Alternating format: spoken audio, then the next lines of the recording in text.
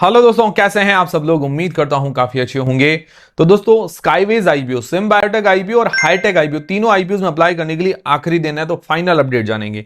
उसके अलावा तीनों आईपीओ की हम रैंकिंग देखेंगे, इसी के साथ ही देख लेंगे क्योंकि काफी डिमांड आ रही थी। तो लॉन्ग टर्म लिस्टिंग इस दोनों के हिसाब से आपको अंदाजा भी आ जाएगा। उसके अलावा किसी के पास एक लॉट लगाने का ही पैसा हो तो रैंकिंग के हिसाब से पता चल जाएगा कि भाई किस में अप्लाई करें, किसको छोड़े। ठीक है ना। अलॉटमेंट की चांसेस भी किस में ज्यादा बन रहे हैं, वो सारी चीजें जान लेंगे इस वीडियो के अंदर। वीडियो शुरू करने से पहले टेलीग्राम, इंस्टाग्राम, व्हाट्सएप, फेसबुक सबकी लिंक डिस्क्रिप्शन के अंदर आपको मिल जाएगी, ज्वाइन कर लीजिए। और एक चीज क्लियर करना चाहूंगा, मैं इस वीडियो के अंदर सारी चीजें क्लियर करूंगा। डिसीजन आपको अपनी रिस्क, अपना एनालिसिस लगा के बनाना है। मेरी तरफ से कोई बाय सेल का रिकमेंडेशन नहीं है। और जीएमबी के बारे में जो डिस्कशन करते हैं वो सिर्फ एक अंदाजा, इसके भरोसे आपको नहीं रहना है। सबसे पहले बात करें स्काईवेज आईपीओ की, तो अगर सब्सक्रिप्शन देखिए टोटल 3 दिन के अंदर 5 गुना के आसपास ये सब्सक्राइब हो चुका है। सारे पोर्शन लगभग सब्सक्राइब है, क्यूआईबी पोर्शन अभी तक अंडर सब्सक्राइब है। ठीक है।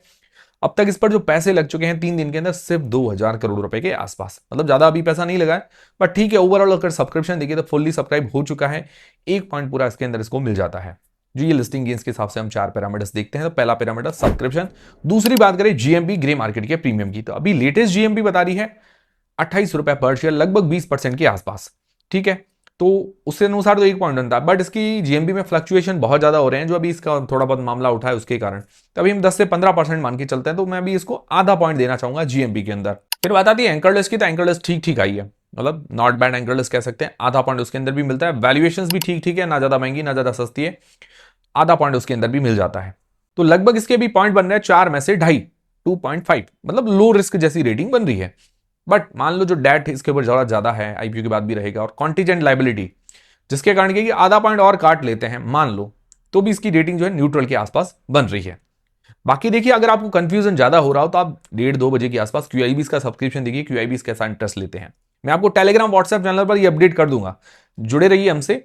ठीक है। ये कंफ्यूजन आपका दूर हो जाएगा कि 1:30-2 बजे क्यूआईबी इंटरेस्ट ले रहे हैं नहीं ले रहे हैं, उससे थोड़ी क्लैरिटी आ जाएगी। फिर दोस्तों, लॉन्ग टर्म के हिसाब से जो लोग अप्लाई करना चाहते हैं, तो पॉजिटिव्स और नेगेटिव्स देख लेते हैं। पॉजिटिव में अगर देखा जाए तो एडब्ल्यूबी, मतलब एयरवे बिल जो होते हैं, उसके हिसाब से ही 2-3 साल में पिछले लीडिंग पोजीशन के अंदर है अपने सेक्टर के अंदर। ठीक है। और ये स्पेशली एयर सर्विसेज के अंदर, मतलब जो कुरियर लॉजिस्टिक सर्विस देती है, एयर सर्विसेज विदेशों के अंदर सामान भेजती है, उसके अंदर इसकी थोड़ी स्पेशलिटी है। तो ये इसका कुछ पॉजिटिव पॉइंट है। दूसरा, आईपीओ से थोड़ा बहुत डेट पे कर रही है, ये अच्छी बात है, बट आईपीओ के बाद रह जाएगा। तो ये मुझे इसके कुछ पॉजिटिव्स लगे। अब नेगेटिव क्या है, नेगेटिव थोड़े से ज्यादा है, क्योंकि नेगेटिव में एक फाइनेंशियली ओके ओके कंपनी नजर आ रही है, मार्जिन इसके कम है, डेट थोड़ा ज्यादा है, आईपीओ से पे कर रही है फिर भी रह जाएगा, प्लस कॉन्टीजेंट लाइबिलिटी वो भी थोड़ा एक अलग मैटर है। मतलब वो क्या है कि कॉन्टीजेंट लाइबिलिटी क्या होती है कि भाई एक संभावित देनदारी होती है, संभावित उधारी, तो वो साबित होती है तब देना, बट अभी नहीं कुछ भी है। ठीक है। तो उसको थोड़ा साइड में रख कर ही चलना चाहिए। बाकी सेक्टर वाइज अगर देखा जाए, जो रेवेन्यू वाइज अपने सेक्टर के अंदर काफी छोटी कंपनी है। ठीक है। टॉप पोजीशन के अंदर नहीं आती है। ओवरऑल अगर देखा जाए ओके ओके कंपनी, इतना ज्यादा अट्रैक्शन नहीं है, क्योंकि सेक्टर ये नॉर्मल है, कोई विशेष खास चीजें नहीं है। ये चीजें मैं रिव्यू वाले वीडियो के अंदर भी डिस्कस कर चुका हूं। बस ये कि ज्यादा हाई रिस्क नहीं है, एक थोड़ा डेट वाला कंसर्न है, और कॉन्टीजेंट लाइबिलिटी वाले जो अभी बात चली उसका भी एक अभी मामला उठ गया। ये दो चीजें थोड़ा आपको दिमाग में रखते हुए चलनी है। अभी के लिए जो अट्रैक्शन थोड़ा नजर आ रहा है लिस्टिंग गेन्स के हिसाब से नजर आ रहा है। बाकी आप क्यूआईबी का सब्सक्रिप्शन 1:30-2 बजे के आसपास देखिए, थोड़ी क्लैरिटी आ जाएगी इससे। ठीक है। जैसा मैंने आपको, मैं टेलीग्राम, व्हाट्सएप चैनल पर अपडेट कर दूंगा। ठीक है। बाकी बाय सेल का रिकमेंडेशन नहीं है, जो भी डिसीजन बनाए अपनी रिस्क, अपना एनालिसिस लगा के बनाए। फिर दोस्तों, सिम्बायोटेक आईपीओ, ये टोटल 3 दिन के अंदर 5.30 गुना के आसपास सब्सक्राइब हुआ है। क्यूआईबी पोर्शन को छोड़कर इसके भी सारे पोर्शन फुल्ली सब्सक्राइब हो चुके हैं। इस पर जो पैसे लगे हैं 6800 करोड़ रुपए के आसपास, तो उस पर लगे थे अभी स्काईवेज पर 2000 करोड़ रुपए, इस पर 6800 करोड़। हालांकि इसका इश्यू साइज भी बड़ा है, बट पैसे ज्यादा लगे हैं, तो इसके अंदर पूरा 1 पॉइंट देना चाहूंगा। फिर जीएमबी लगभग 340 रुपए पर शेयर चल रही, 35% के आसपास, उसके अंदर भी पूरा 1 पॉइंट मिल जाता है। फिर बात आती है वैल्यूएशंस की, तो वैल्यूएशंस ठीक ठीक है, उसके अंदर आधा पॉइंट। एंकरलेस भी ठीक ठीक है, उसके अंदर भी आधा पॉइंट। तो लगभग इसके पॉइंट बन रहे हैं 4 में से 3। ठीक है। लो रिस्क जैसी अभी रेटिंग नजर आ रही है। ठीक है। बाय सेल का रिकमेंडेशन नहीं, सिर्फ जानकारी प्रोवाइड करवाना, जीएमबी सब्सक्रिप्शन, एंकरलेस, यही डेटा आपको दे रहा हूं। फिर लॉन्ग टर्म के हिसाब से जो लोग अप्लाई करना चाहते हैं, तो पॉजिटिव्स और नेगेटिव्स देख लेते हैं। पॉजिटिव में ये है कि जो ये एपीआईज बनाती है, एक्टिव फार्मास्यूटिकल इंग्रेडिएंट्स, जो दवाइयों के अंदर मेन दवाई यूज होती है, मेन वही चीज होती है, तो स्टेरॉइड एपीआईज और कॉर्टिस्टेरॉइड एपीआई, उसके अंदर ये टॉप लीडिंग पोजीशन के अंदर है पूरे ग्लोबली वर्ल्ड के अंदर। और कुछ ऐसी एपीआईज है उसके अंदर, ये उसका मार्केट शेयर 80% के आसपास है, मतलब दुनिया में जितना पैसा उसका 80% इसका सेल होता है। तो इस कारण ये थोड़ा सा यूनिकनेस होता है, जिसकी पॉजिटिव पॉइंट हो जाता है। कंपनी फाइनेंशियली स्ट्रांग नजर आ रही है, मार्जिन वगैरह अच्छे हैं, डेट कंट्रोल के अंदर है, आईपीओ के बाद और डेट पे कर रही है, थोड़ा और कंट्रोल में आ जाएगा, तो ये अच्छी बात है। अब नेगेटिव्स क्या है? नेगेटिव्स देखिए ऐसा कोई विशेष हाई रिस्क पॉइंट्स नहीं है। वैल्यूएशन से एक तो मुझे ओके लगी, थोड़ा और सस्ती करते तो बढ़िया रहता। फिर टॉप 10 कस्टमर्स पर जो डिपेंडेंसी है 57% का रेवेन्यू वहीं से जनरेट होता है, मतलब कस्टमर डाइवर्सिफिकेशन थोड़ा कम है। दूसरा इसका एक्सपोर्ट से 67% का रेवेन्यू जनरेट होता है, तो बड़ा रिस्क तो नहीं है, क्योंकि देखिए जितनी भी दवाइयां इंडिया में बनती है तो विदेशों के अंदर ज्यादा जाती है, और इंडिया हब है इस फार्मा का। तो हालांकि ये दिक्कत वाली बात नहीं, अच्छी बात ही है, बट विदेश नीति में कभी कभार चेंजेस होते तो थोड़ा बहुत दिक्कत आती। बाकी ये चीजें मैंने हाईलाइट आपको बताई है कि भाई इन चीजों का दिमाग में रखते हुए चलना है। ओवरऑल अगर देखा जाए, देखिए सेक्टर में अपने कॉर्टिकोस्टेरॉइड्स के अंदर लीडिंग है, फाइनेंशियली कंपनी अच्छी है, वैल्यूएशन भी ज्यादा महंगी नहीं है, ठीक है, तो ये चीजें अच्छी है। तो मतलब जो लॉन्ग टर्म में एक स्टडी करने जैसी कंपनी नजर आ रही है। तो सिम्बायोटेक लॉन्ग टर्म और लिस्टिंग इस दोनों के हिसाब से एक स्टडी करने जैसी कंपनी है, अच्छी कंपनी नजर आ रही है। बाकी बाय सेल का रिकमेंडेशन नहीं है, जो भी आप डिसीजन बनाए अपनी रिस्क अपना एनालिसिस लगा के बनाएं।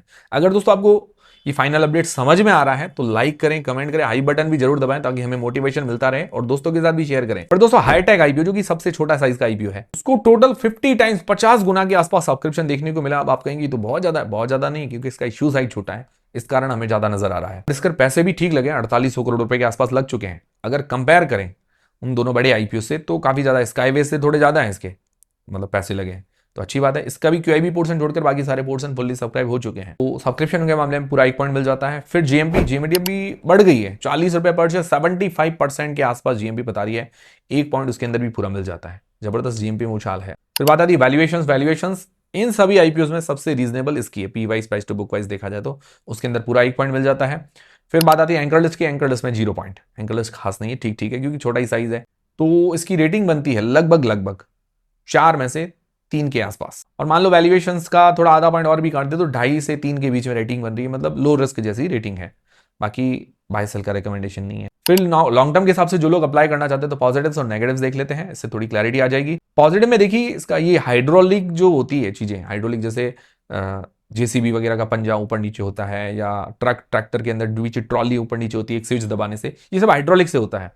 तो जो हाइड्रोलिक चलाने के लिए जो फिटिंग्स होती है मेटल की, वो ये कंपनी मैन्युफैक्चर करती है। क्रिटिकल है थोड़ा काम, एकदम इजी भी नहीं है, तो सेक्टर वाइज मुझे थोड़ा ठीक लगा। कंपनी फाइनेंशियली स्ट्रांग है, मार्जिन वगैरह भी 10% से ऊपर की, अच्छी बात है, और डेट कंट्रोल के अंदर है आईपीओ के बाद, और डेट कंट्रोल के अंदर आ जाएगी क्योंकि आईपीओ से पैसा पे कर रही है। प्रमोटर की होल्डिंग अच्छी है, वैल्यूएशंस भी सही है। नेगेटिव्स क्या है? देखिए ऐसा कोई हाई रिस्क पॉइंट तो नहीं है। टॉप 10 कस्टमर्स पर जो डिपेंडेंसी 45% वहीं से रेवेन्यू आता है, तो कस्टमर डाइवर्सिफिकेशन थोड़ा कम है। बाकी देखिए मेटल प्राइस के अंदर अप डाउन होता है, तो जी ये रॉ मटेरियल है इसका, उस कारण थोड़ा बहुत मार्जिन पर इंपैक्ट पड़ता है। ओवरऑल अगर देखा जाए, देखिए छोटी मार्केट कैप है, 500 करोड़ रुपए के आसपास का मार्केट कैप बनेगा, तो 500 करोड़ रुपए का मार्केट कैप बहुत छोटा है, उसके अंदर रिस्क भी बहुत ज्यादा रहता है, और ग्रोथ पॉइंट ऑफ व्यू से देखें तो ग्रोथ भी इंस्टेंट आती है, और गिरावट मान लो आएगी, कोई नेगेटिव पॉइंट आ गया तो गिरावट भी इंस्टेंट आएगी, तो ये रिस्क रहता है। बाकी लॉन्ग टर्म में ओवरऑल जो इसके पैरामीटर्स है, वैल्यूएशन, सेक्टर, फाइनेंशियल्स, वो सारे अच्छे हैं, तो पैरामीटर वाइज कोई दिक्कत वाली बात नजर नहीं आई, कोई हाई रिस्क पॉइंट नहीं है, बैलेंस कंपनी नजर आ रही है। लॉन्ग टर्म लिस्टिंग इस दोनों के हिसाब से एक स्टडी करने जैसी कंपनी है। हाँ, ये मार्केट कैप का थोड़ा रिस्क रहता है। अब लोग यही कहते हैं कि रिस्क है तो इश्क है, उसके अंदर देख लीजिए, अब आपको डिसीजन बनाने के आपको क्या करना है। फिर दोस्तों ये हो गए फाइनल अपडेट। अब रैंकिंग जान लेते हैं लॉन्ग टर्म लिस्टिंग के हिसाब से, तो फटाफट जानेंगे, कोई ज्यादा टाइम वेस्ट नहीं करेंगे, मैं फटाफट से आपको बता दूंगा 5 पैरामीटर्स के हिसाब से, जीएमपी, एंकर लिस्ट, फाइनेंशियल्स और वैल्यूएशंस और सेक्टर, उस हिसाब से कौन कहां कितना आगे है। सबसे पहली चीज जीएमपी, ग्रे मार्केट का प्रीमियम, उसके अंदर हाईटेक सबसे आगे निकलता है क्योंकि 75% जीएमपी है, फिर सिम्बायोटेक और फिर स्काईवेज आईपीओ, ठीक है। फिर एंकर लिस्ट की बात करें तो एंकर लिस्ट के अंदर सिम्बायोटेक की एंकर लिस्ट थोड़ी सी बेहतर है, फिर स्काईवेज, और फिर जो है मतलब ये लास्ट के अंदर हाईटेक, उसकी तो जीएमपी मतलब एंकर लिस्ट ठीक ठीक है आई है क्योंकि छोटा ही साइज। फिर बात आती है वैल्यूएशंस की, तो वैल्यूएशंस के अंदर सबसे रीजनेबल वैल्यूएशंस हाईटेक की है, फिर सिम्बायोटेक और स्काईवेज की लगभग सिमिलर मान के चल सकते हैं, ठीक है। फिर बात आती है फाइनेंशियल्स की, फाइनेंशियल्स देखिए सिम्बायोटेक हाईटेक दोनों के बराबर है, जैसे मार्जिन दोनों की 10-10% से ऊपर है, डेट कंट्रोल के अंदर है, आईपीओ से डेट पे कर रही है, तो दोनों के लगभग मैं सिमिलर कह सकता हूं। फिर स्काईवेज के उसके ऊपर डेट थोड़ा ज्यादा है, वो थोड़ा उसके फाइनेंशियल्स रिस्की है। फिर सेक्टर की बात करें तो सेक्टर के देखें मैं सिम्बायोटेक को थोड़ा लीडिंग पोजीशन के अंदर लेना चाहूंगा, आगे लेना चाहूंगा, क्योंकि वो अपने सेक्टर के अंदर लीडिंग है, जैसे स्टेरॉइड कॉर्टिकोस्टेरॉइड के अंदर लीडिंग पोजीशन के अंदर है, ठीक है। हालांकि एपीआई फार्मा वाला सेक्टर तो नॉर्मल है, बट लीडिंग पोजीशन के अंदर एक बड़ी बात होती है। फिर हाईटेक को लेना चाहूंगा, हाईटेक के अंदर भी इसके कंपटीटर है, बट ये थोड़ा क्रिटिकल है सेक्टर। फिर स्काईवेज को, स्काईवेज का लीडिंग भी नहीं है, काफी पीछे भी है, नॉर्मल सेक्टर है। अब देखिए ओवरऑल लिस्टिंग गेन्स के हिसाब से देखा जाए तो देखिए जो पैरामीटर्स है वैल्यूएशन जीएमपी के अनुसार अगर देखें तो हाईटेक आगे नजर आता है, फिर आता है सिम बायोटेक, फिर आता है स्काईवेज। और लॉन्ग टर्म के हिसाब से देखा जाए तो सारे पैरामीटर्स अगर हम देखें तो उस हिसाब से जो आगे निकल जाता है सिम बायोटेक, फिर हाईटेक और फिर स्काईवेज। ठीक है, ये सिर्फ मैंने जो पैरामीटर्स थे उसके अनुसार ही आपको बताई है। बाकी बाय सेल का रिकमेंडेशन नहीं है, जो भी आप डिसीजन बनाए अपनी रिस्क अपना एनालिसिस लगा के बनाए। अब लोगों के पास अगर पैसा मान लो कम है, ठीक है, तो अभी सिम बायोटेक हाईटेक थोड़े लो रिस्क जैसे नजर आ रहे हैं। अब इन दोनों में से मान लो एक ही लॉट अप्लाई करने का पैसा है तो अलॉटमेंट के चांसेस सिम बायोटेक में ज्यादा बनेंगे क्योंकि इसका इश्यू साइज बड़ा है, तो इधर लगाने का थोड़ा बेनिफिट आपको ये मिल सकता है। बाकी मैं नहीं कह रहा हूं आप जिसमें अप्लाई करना आपकी मर्जी है, ये मैं इश्यू साइज के हिसाब से बता रहा हूं, इसमें थोड़े अलॉटमेंट के चांसेस ज्यादा बनेंगे और हाईटेक में थोड़े कम बनेंगे। ये चीज क्लियर हो गई? समझ में आया तो लाइक करें, कमेंट करें, हाई बटन दबाएं, दोस्तों के साथ भी शेयर करें। मिलते हैं दोस्तों अगले वीडियो के अंदर।